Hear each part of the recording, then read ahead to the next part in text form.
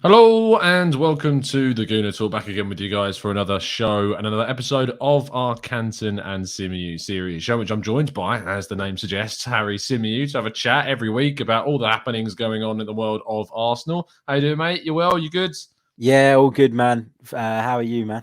Good to catch up. Yeah, yeah, absolutely. It's been a hectic week, busy as always. January transfer window always is, but no, it's good to catch up and have a chat and see how things are. And it's not like there's nothing going on, Harry, in the world of Arsenal at the moment. There's nothing, is there? Just nothing's happening. Well, that's the problem. There's lots of talk, but there literally is nothing happening. Yeah. That's why everybody's so frustrated about it. I suppose that is true. Yeah, I was trying to be sarcastic about you. When you think about it, nothing has genuinely happened yet, which is very true. I do think we're in a situation where, fingers crossed anyway, we're going to see some movement very soon. But it's at the moment looking like it may take a few weeks. I was having a conversation with a friend of mine earlier who's, he's got a couple of contacts in the field, and he basically feels like if Arsenal are going to get this deal done, it kind of needs to be in the next week or so, because beyond a certain period, it's going to start to become more unlikely the longer this kind of drags on. Where do you kind of sit on how likely you think this deal is to happening? Well, it's a tough one, isn't it? I think a lot of people are kind of optimistic about it. I think the longer it goes on, the longer I feel like it's not going to happen.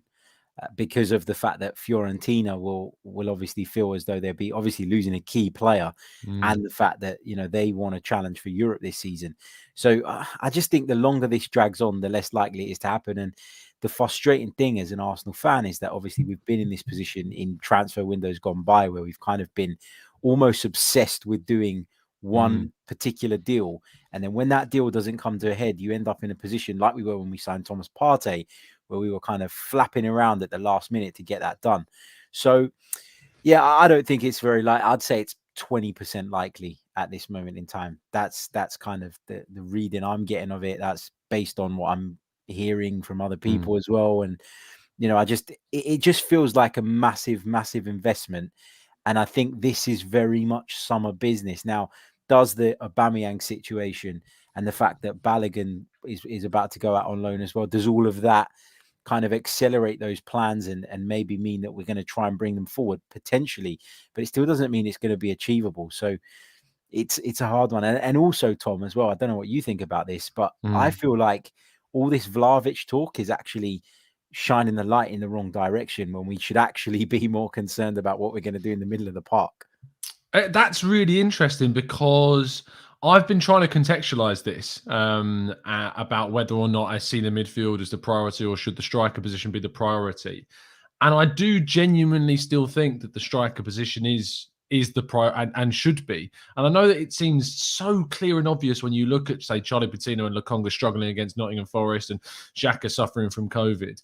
But if I get the idea of why Arsenal want to spend the kind of heavier portion of the window looking at a striker, and if they can get, say, kind of a loan or a cheaper deal for the midfield, that makes more sense. Just to kind of get clarification on what you meant there, do you mean like in terms of the deal they should be looking to sign first, or in terms of the quality of player for the position? Do you feel like midfield should be the priority?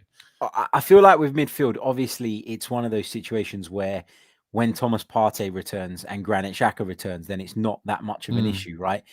But I just feel like it was crazy irresponsible to allow Maitland-Niles to leave, yeah. and we'll probably talk about that at some point and how that all came about. But to allow that deal to get completed at a time where Thomas Partey, Mohamed Elneny are both away, and knowing that COVID is pretty much everywhere at the moment, and the possibility that somebody could get struck down with it, I just feel like it's incredibly naive to leave us in this position. And I do genuinely feel like I would rather see a Martinelli, for example, be shoehorned in up front in the absence of Lacazette than us have to play with a makeshift midfield.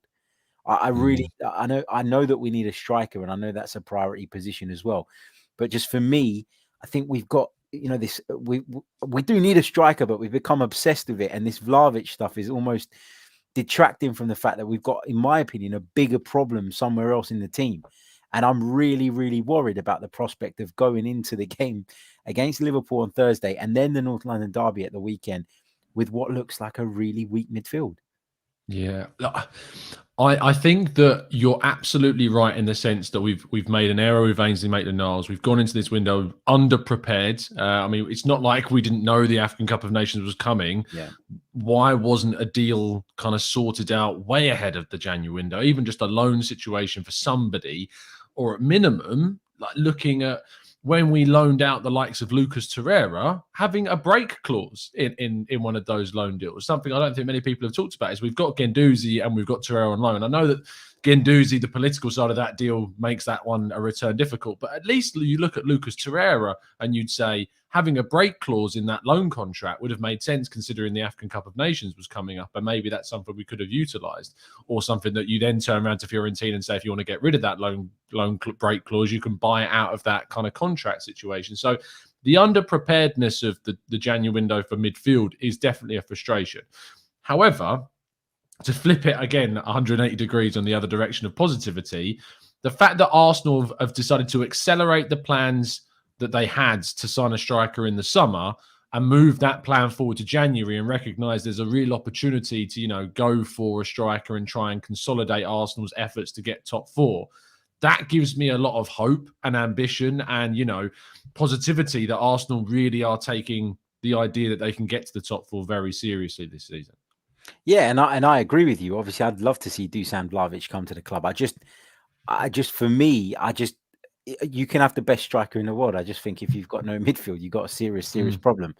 And, as you said, the AFCON has been in the schedule for a long time. Everybody knew it was there. Everybody knew it was coming.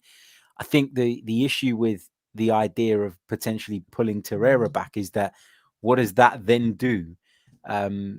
What does that then do to your relationship with Fiorentina when you're trying to sign Dusan Vlahovic as well? So I think there's just so much to factor into this. I like the idea as well that we are trying to upgrade in a really important position, and it could go a long way in consolidating us into the top four. However, if you go and get beaten at White Hart Lane, and there's a chance that happens anyway, right? Yeah. Even if you've got your best side, there's a chance that happens anyway. If you go into that game and with a really weak midfield, when we all knew that we had time to prepare for this, we all knew that the situation was one that was going to likely develop into something like this. And I'm a massive fan and a massive supporter of Mikel Arteta. But if this blows up in his and Edu's faces, then serious questions need to be asked, because this is completely irresponsible and it's mismanagement of the highest degree. And I just can't get my head around how look, people keep saying about Ainsley Maitland-Niles that Roma wanted the deal to be done within a certain period, otherwise they were going to walk away from it.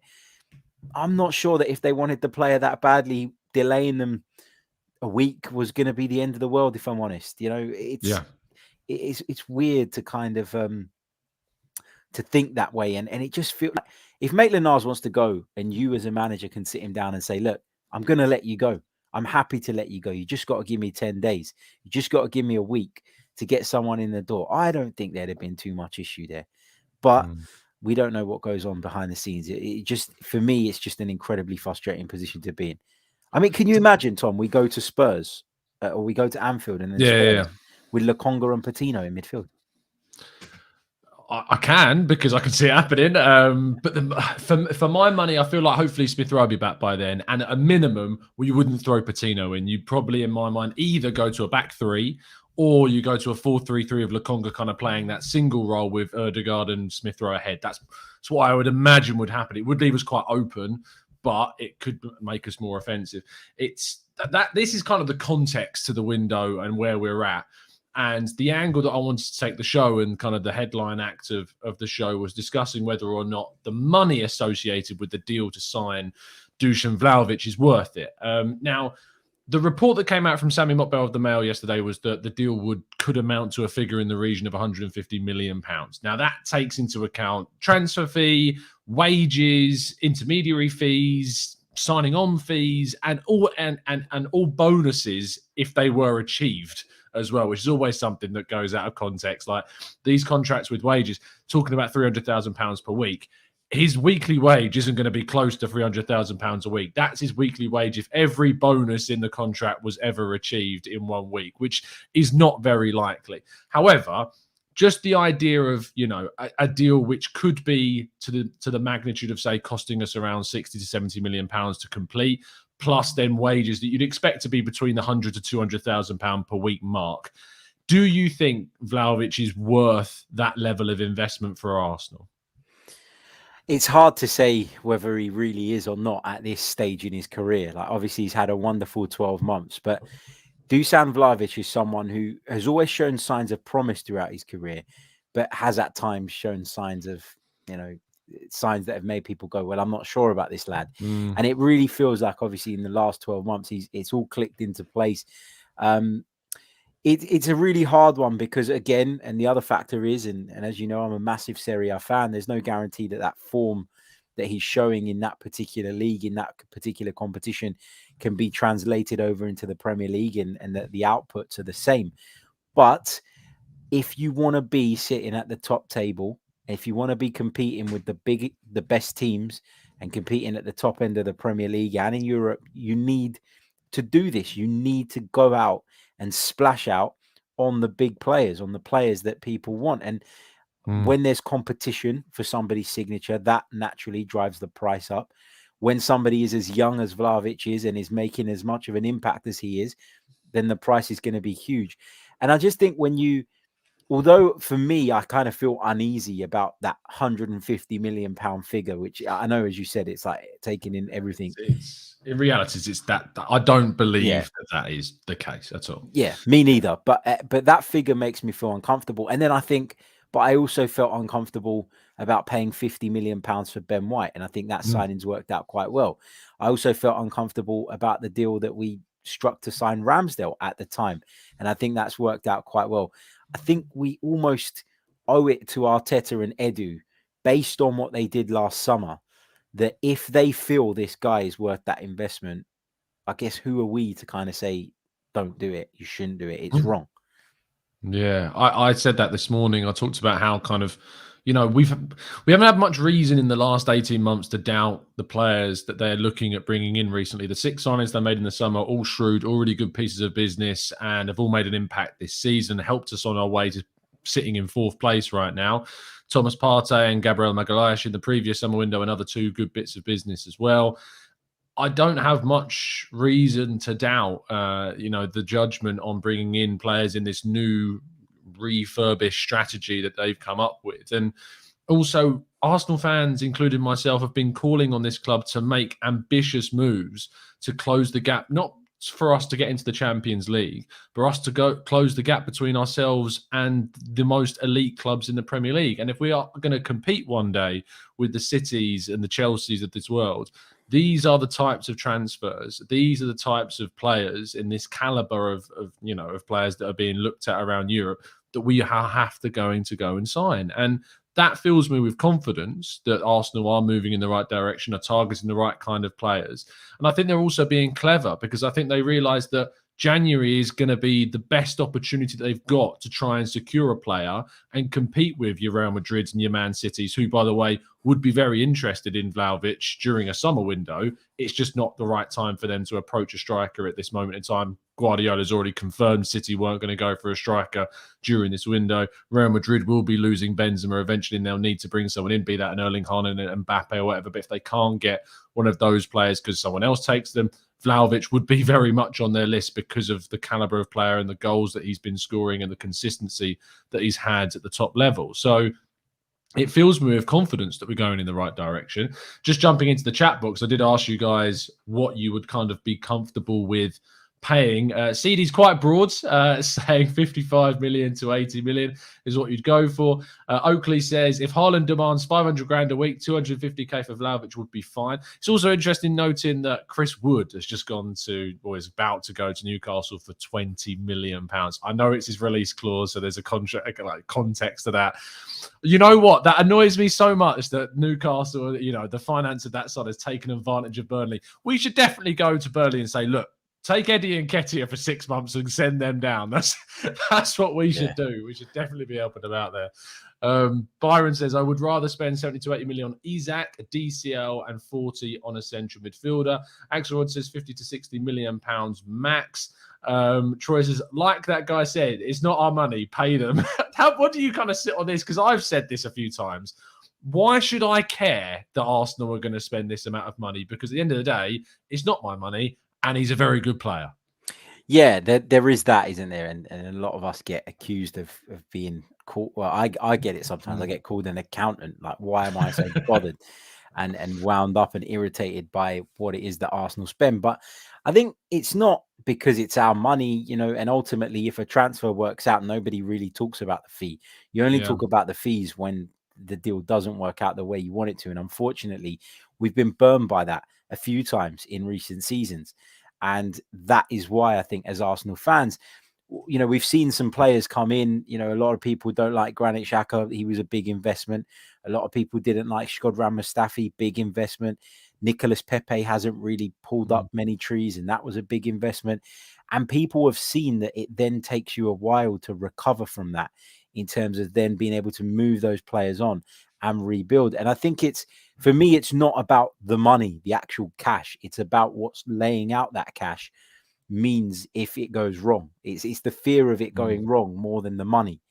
And I think that's the difference. We don't want to be in a position again in 3 seasons where we're stuck with players that we, went big on. And it didn't work out. And then because of that investment and because of the size of that investment, we now can't move on from them and replace. And then you end up getting into a rut, and then you end up getting into an even deeper decline, and you end up where we are now. We're going to jump into the chat box and take some questions as well, guys. So if you do have any question you'd like to throw to myself and Harry, then do get them in there now. Coming in from Twitch, You Need to Take says, sticking to the wage structure, Saka, Smith Rowe, Martinelli and Odegaard all sit on a similar wage. Bringing in a new guy in on stupid money pushes the club backwards. Eddie and Balogun sit on silly money with no impact above these guys. I mean, I was only staggered to find out the other day that Balogun's on £40,000 per week. Like, to me, that's mental, considering the fact he's played a handful of Premier League fixtures from the bench and 1 start against Brentford at the beginning of the season. Do you buy into this idea that putting a 21-year-old on our highest wage bracket, considering that Aubameyang's probably leaving very soon, would be a mistake from a kind of a social standpoint in the dressing room? Yeah, I get that. I get that point of view, and I think it's a fair opinion to have. I just think that if you want to go for the best players, you have to break that structure and break that mold at some point. If you don't, you become a little bit like Tottenham, and nobody wants that. But what I mean by that is you end up in a place where you're kind of so stubborn that it costs you, and it means that you can't hold on to people, you can't attract people in the first place. And to take that next step, you need to have the better players. Like, you can have a great coach, and you can have a great infrastructure, and you can have a great team spirit, but ultimately you need those wow players that are going to get you over the line. And unfortunately, it's the way of modern football. You're going to need to break the bank from time to time to make those deals happen and to keep people happy. We gave Pierre-Emerick Aubameyang a huge deal that was worth way more than we should have been giving him because of his age and all the other things that you needed to take into account. But we had to go over and beyond because that was the only way you keep him. And not only does not doing this or not giving that kind of money to people hold you back in terms of the quality of player, it also shows you to have a lack of ambition, as we've seen in the past. And that also is a problem. So I think it's the way of the modern game is that you do need to break the bank from time to time. It shouldn't disrupt the harmony in the dressing room too much, but you can understand why, if that situation develops for a while, and Martin Odegaard, Martinelli, Saka, Emile Smith Rowe, who have all been mentioned there, all continue to improve and continue to perform, and realize that disparity in salary between themselves and Vlahovic is not reflective of the gap between them on the pitch, then you get a problem, and then you need to start leveling it out. But it's just one of those things. Wage structures, great in theory, but they're a thing of the past. Yeah, I do agree with you in a sense. I think it's kind of one of those things where I'm trying to think of what the right word is. It's like where you keep an eye on it, but you're not going the whole way to kind of keep a rigid structure. Like you're semi-involved, I suppose, in it. And it's bearing in mind that you don't want to put players on too high wages, like I think we have done in the past. You think of Kolasinac, you think of Cedric, players that have come in on a free deal, which has meant that they've asked for a big wage to get kind of the deal done. And I think that we saw that of Willian, of course, previously too. Is that we need to be careful about the kind of wages we're giving to these players. And I think we have been a bit smart. I think you look at kind of how we've reined in Saka's contract wage, like he was obviously very highly thought of, but we didn't put him on stupid money on that renewal in 2020. Same with Martinelli. But now we're going to get to renew his contract and we're going to be able to step up his wage in a way which doesn't break the bank to keep him, because we didn't put him on silly money on that first renewal. So I think it's about kind of finding that balance between things. Arthur, I love this comment. Can't listen to the show right now. I just came to leave a comment and I like. So thanks for that, Arthur. Much appreciate the support as always. Navarra says, why the Isak hype? He's overrated and 70 million is ridiculous for his output, especially for who he's scored against. He's a Swedish Eddie Nketiah. What do we make about that, Harry? Bit harsh to call him a Swedish Eddie. I agree. Just a tad harsh, yeah.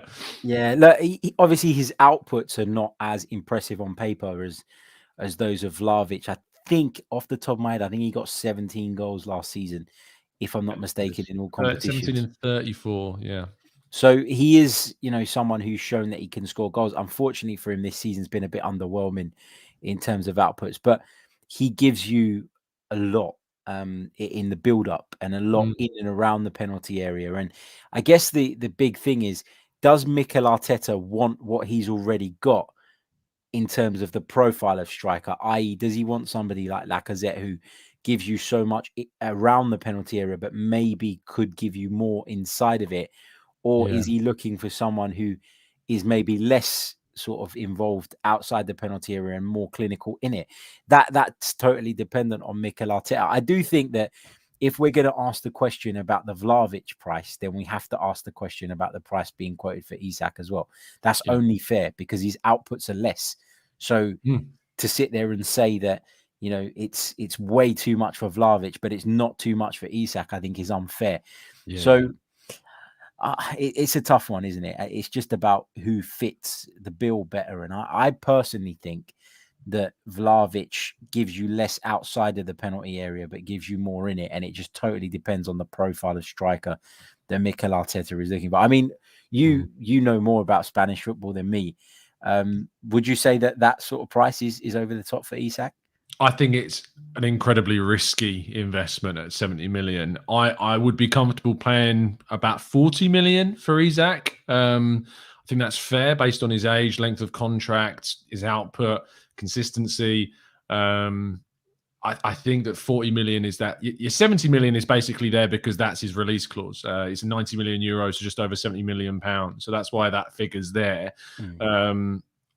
And Sociedad don't tend to sell on the cheap either. I mean, their Basque clubs are known for, like Athletic Club as well, known for kind of keeping players held to their release clauses. And I can see the same thing happen with Isak. I prefer a Jonathan David to an Isak. Definitely, I think David suits a lot more of what Arsenal would want from a striker, but he's not going anywhere in January. Neither is Dominic Calvert-Lewin, who's the other obvious option too. So I feel like it's Vlahovic or no one in this window in that position. And then if that's the case, Arsenal should look to invest more heavily in kind of a midfielder in January, which is more accessible, like a Bruno Guimaraes you could get for around £45 million or so, which I would definitely go for.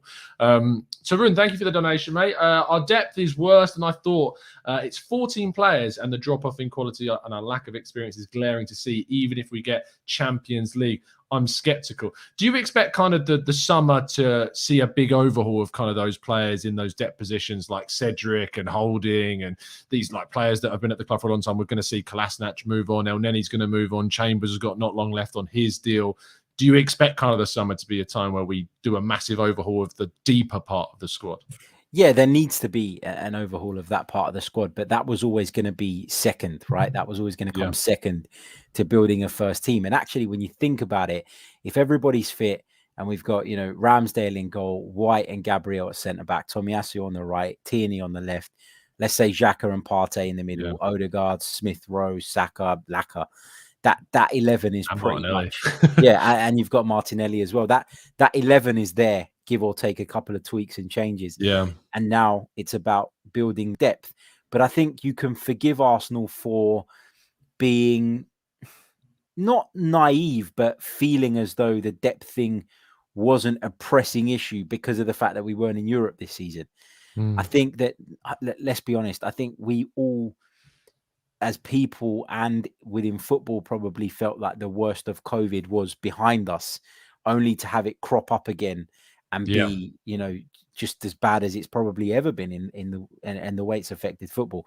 So I think you can forgive Arsenal for thinking that without Europe they could get by with a smaller squad in terms of the quality. But obviously, if you qualify for the Champions League, then you need to make sure that you address that issue. But that should always come second to building the team. So I don't have a major issue with those players still being there. It's obviously a problem now because we're needing to use them, and that's not ideal.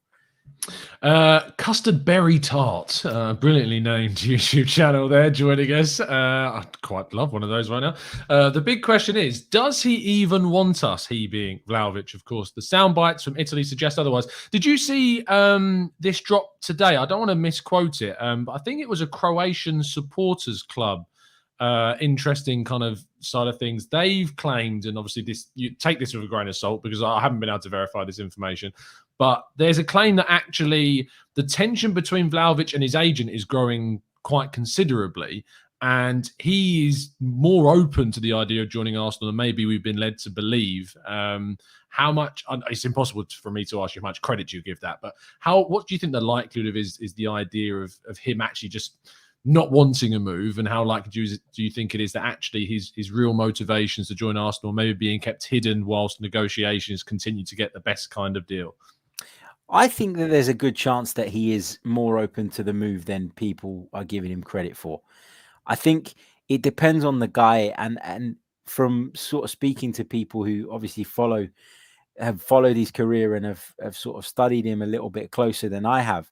The thing that keeps coming up is when people say, oh, he doesn't want to join Arsenal. The common response I get back is, but he's not arrogant. Like, he's never shown this arrogance or this like believing in his own hype. Yeah, can he be a bit stroppy on the football pitch? Yeah, because he's a winner. That's the way he is.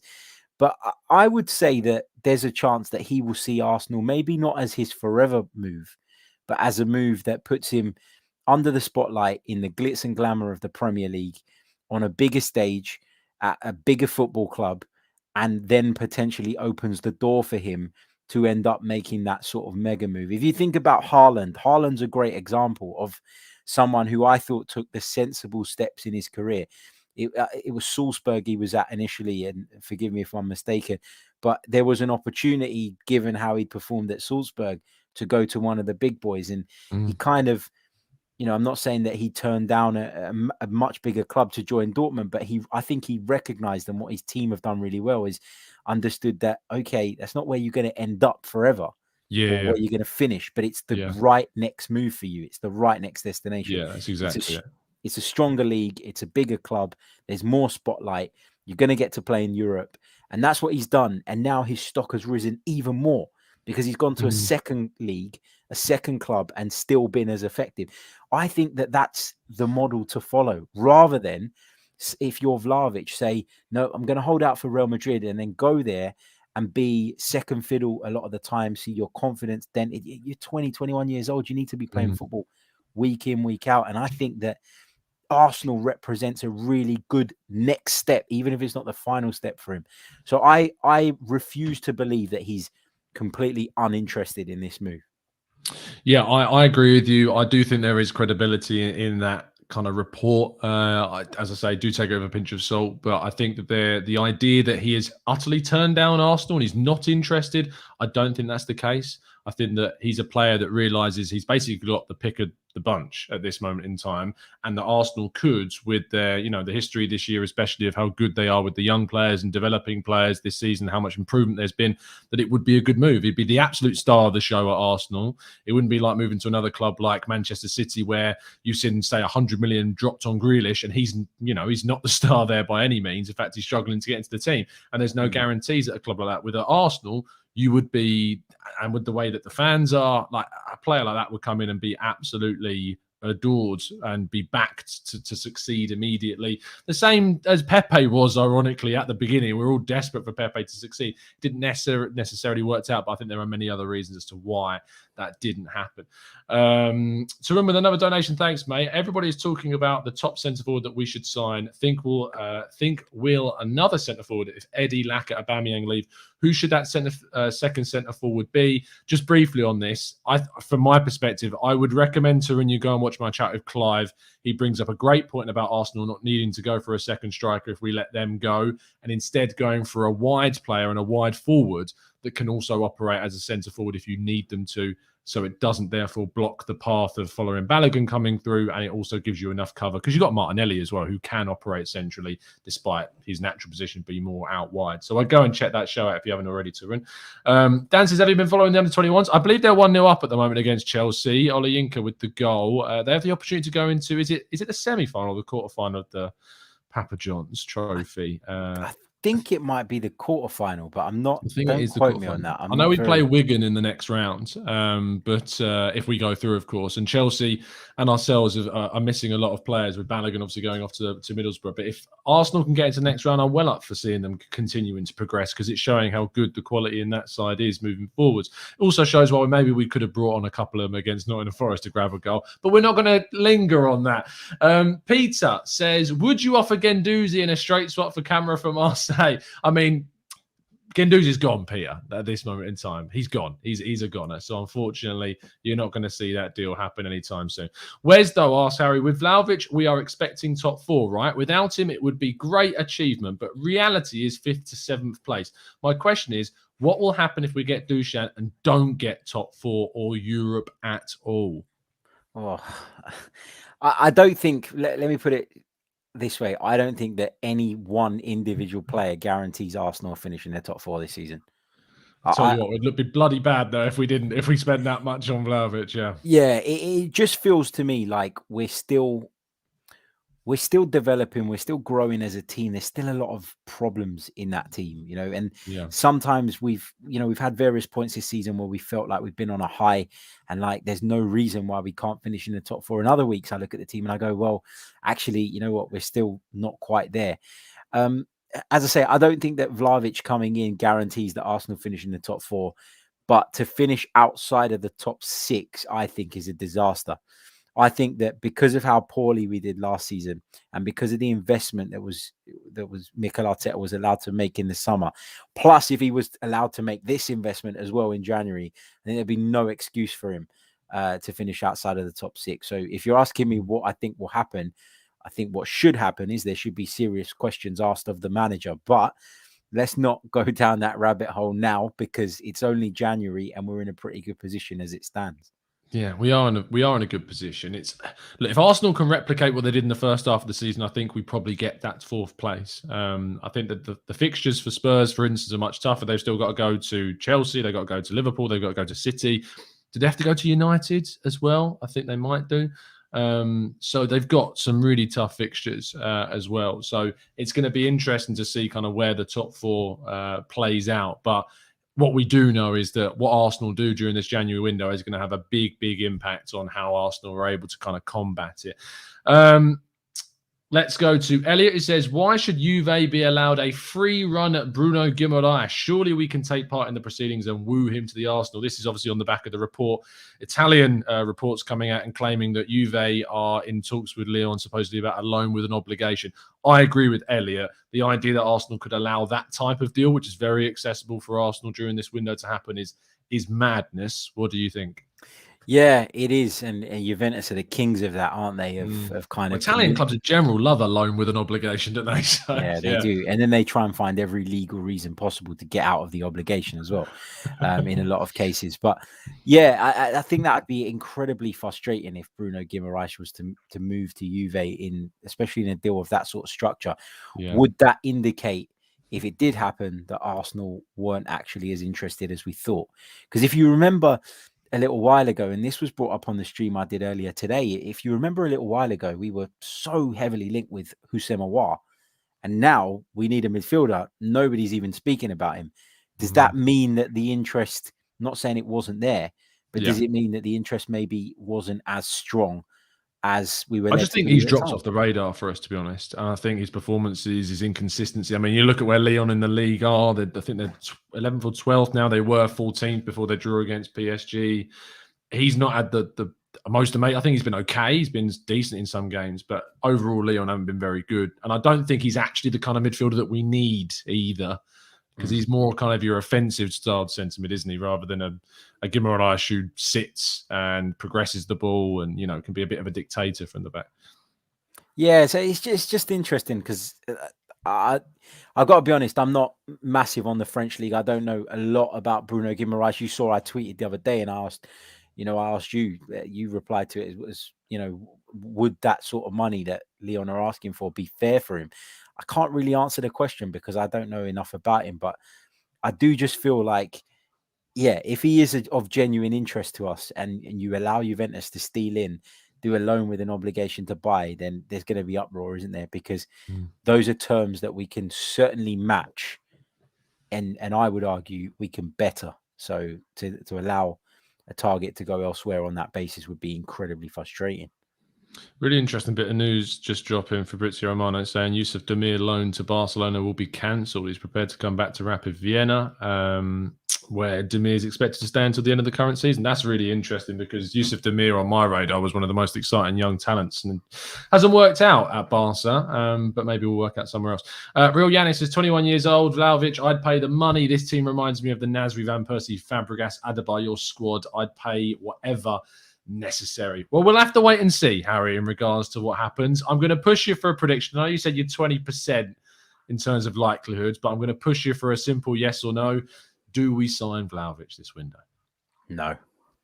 I tend to agree. Yeah, I'm going to go with no, and I think we'll end up bringing in just the central midfielder and not letting Nketiah go either. I mean, saying that, I wrote a piece that's just come out where I've said that basically, look, if Arsenal are willing to go into talks with Crystal Palace about a move for Nketiah, that signals to me that anyway, Arsenal will be pretty confident about bringing in the striker, but, we've just let Ainsley Maitland-Niles leave and not bring anyone in. Yeah, so exactly. who's to say? Harry, thank you so much, mate, as always, for coming on the show. Really appreciate your time. Tell people where they can find you and what you're going to be up to. Yeah, no, thank you for having me, man. Always a pleasure. Always good to get together, have a chat about the Arsenal. You can find me on Twitter at Harry Symeou, and you can find me on the Chronicles of a Gooner podcast. Absolutely. You'll find the next episodes of the Canton Symeou show over on the Chronicles of a Gooner. The link to the channel is in today's description, and you'll be able to find today's audio form of this on both of our platforms as well. So make sure you do go and check that out. You'll be able to join me tomorrow morning for the 8 a.m. transfer show, and then there'll be a preview in the afternoon with Mikel Arteta's press conference set to go live around 9 o'clock, I think, tomorrow morning. So that should be all of the team news ahead of the game on Thursday. We'll see you again very, very soon. A fantastic evening, and as always, up the Arsenal.